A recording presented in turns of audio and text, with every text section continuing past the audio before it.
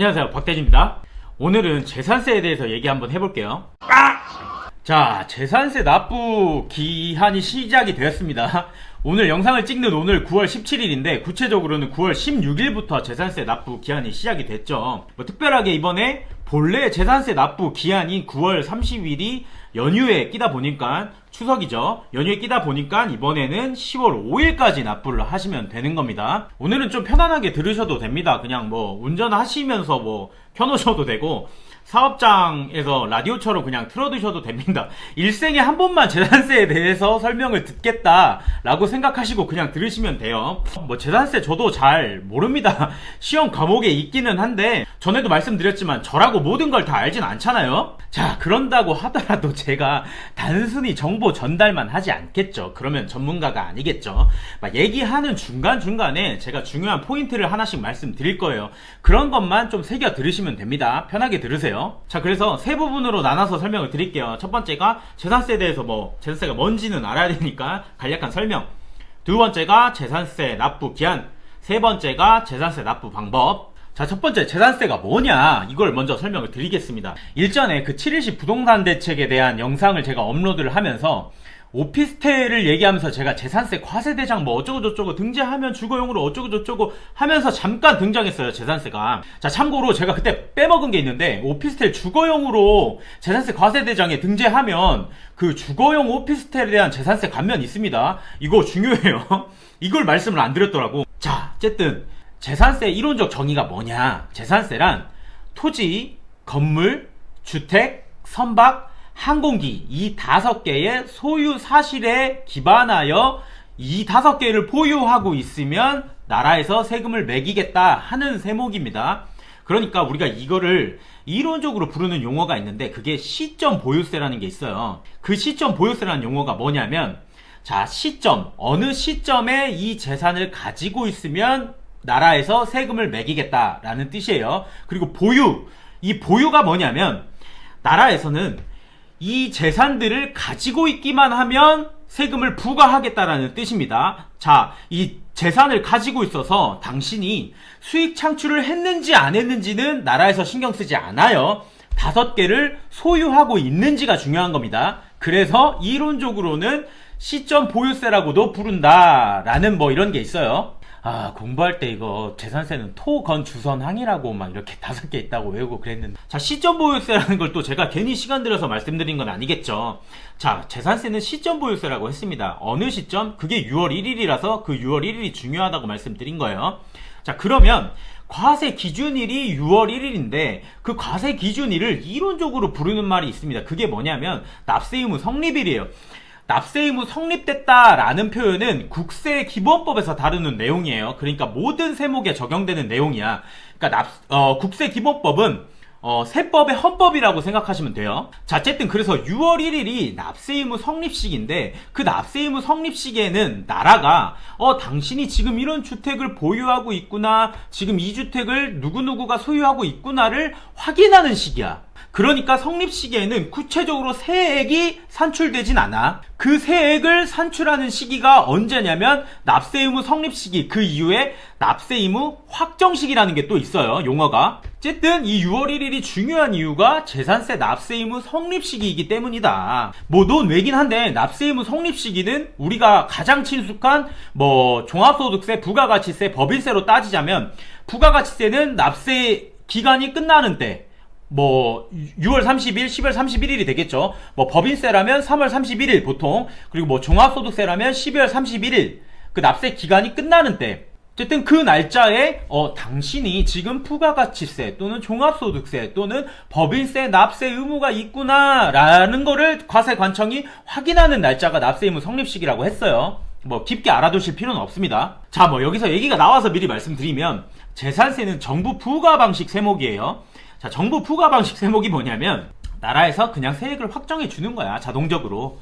당신이 부가가치세처럼 신고액이 얼마인지 본인이 세무대리인 같은 사람 써서 신고하지 마시고 그냥 우리가 당신이 내야 될 세금을 정해두겠다. 그게 정부 부과 세목이에요. 재산세는 정부 부과 세목입니다. 자, 이와 반대로 신고납세 세목이 있겠죠. 방금 말씀드린 그게 부가가치세, 종합소득세, 법인세, 이거는 신고납세 세목이에요. 이건 뭐냐면 당신들이 납세 의무자가 신고액이 얼마인지 한번 짱구를 굴려가지고 신고하십시오. 그러면 우리가 납부 기한도 정해두겠습니다. 그 기간까지 납부를 하십시오. 이거예요. 자, 그래서 다 필요 없고, 알았어. 6월 1일 날 보유하고 있으면, 그 재산 보유하고 있으면 납세 의무자가 된다는 거 아니야. 그래서 납세 의무자의 사전적 정의가 뭐냐면, 과세 기준일 현재, 이 과세 기준일이 6월 1일이라고 제가 계속 말씀드렸어요. 자, 과세 기준일 현재 재산을 사실상 소유하고 있는 자, 이게 사전적 정의입니다. 재산세 납세 의무자는. 자, 그래서 여기서 두 가지 포인트가 중요한 거예요. 첫 번째가 뭐냐면 과세 기준일, 그 6월 1일, 그거를 제가 계속 말씀드린 거예요. 중요하니까.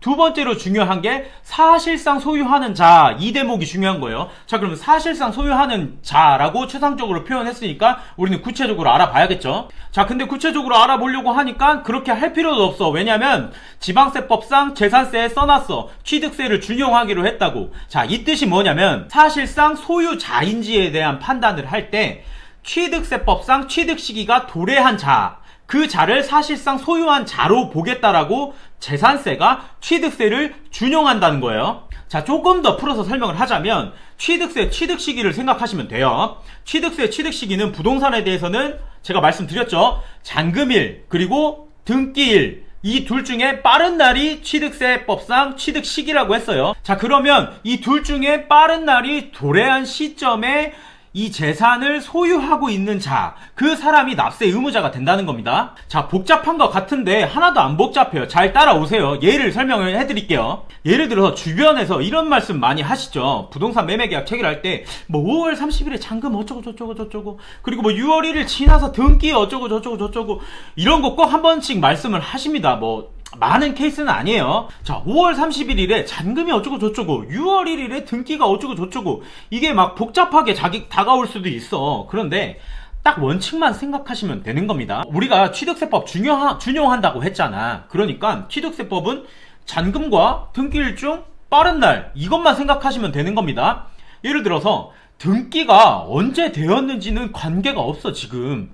왜? 잔금이 먼저 그 전에 치러졌다면. 자, 반대로 뭐 이런 경우는 드물겠지만 잔금이 언제 치러진지는 상관없어. 등기가 그 전에 됐다면. 왜? 취득세가 그 둘 중에 빠른 날을 취득시기라고 했으니까. 또 왜?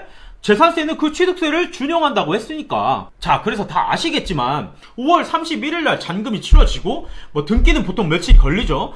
6월 1일 이후에 등기가 됐단 말이야. 그럼 이럴 때 납세 의무자 누굽니까? 잔금이 먼저 치러졌잖아. 세법에서 빠른 날로 하기로 했잖아. 5월 30일 날 지금 잔금 치렀잖아. 누가 치러 잔금을? 매수인이 치르지 않습니까? 그럼 매수인이 6월 1일 시점에서 자기께 되는 거야. 그러니까 매수인이 재산세 납세 의무자가 되는 거고, 이 반대 케이스로 자, 5월 30일 날 등기가 먼저 됐어. 뭐 일정의 사정이 있었겠죠. 잔금 치르기 전에 등기를 했으니까. 5월 30일에 등기를 했어. 그리고 잔금은 그 이후에 치르기로 뭐 당사자 간의 협약이 있었어. 그러면 누가 납세 의무자야? 등기가 먼저 됐잖아 지금. 6월 1일 시점에서 등기가 먼저 됐어. 5월 30일에. 그러면 그 등기된 날 매수자한테 그냥 소유권이 넘어가는 거야. 재산세는 이렇게 본다라는 거예요. 재산세 개념에서는. 화난 거 아닙니다. 간단한 건데 복잡하게 생각하시니까. 자, 어쨌든 6월 1일 기점으로 조금 예민해져요. 매수인, 매도인이 그 날짜가 껴있다면. 그래서 이거는 중개사들이 알아서 협의의 장을 만들어 놓습니다. 서로 협의를 하라고. 뭐 매가를 조정하다든지 합리적인 방법을 도출을 해서 하겠죠. 뭐 양 당사자 간에. 자, 이거는 논외인데 가끔씩 이렇게 여쭤보는 거예요. 세무사님, 잔금 치르기 전에 등기 먼저 해주면 안 되나? 그 매수자 쪽에서 뭐 이런저런 얘기를 하더라고. 뭐 이거 뭐 문제 있나? 이렇게 여쭤보시는 분들이 계세요. 그런데 저는 다짜고짜 그냥 안 된다라고 말씀드립니다.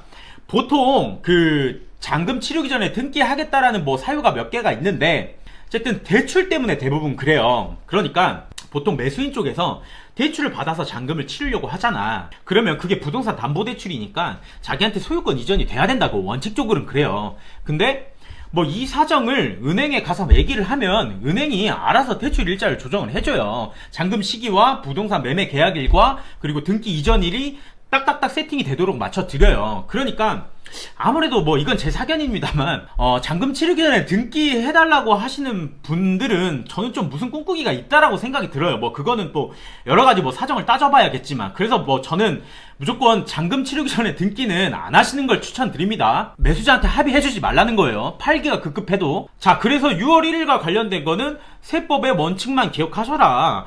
잔금일과 등기일 중 빠른 날. 자, 이 대원칙은 나중에 뭐 법적 공방을 가면 이거를 뒤집기는 굉장히 힘듭니다. 그래서 제가 이렇게 강조를 해서 설명을 드리는 거예요.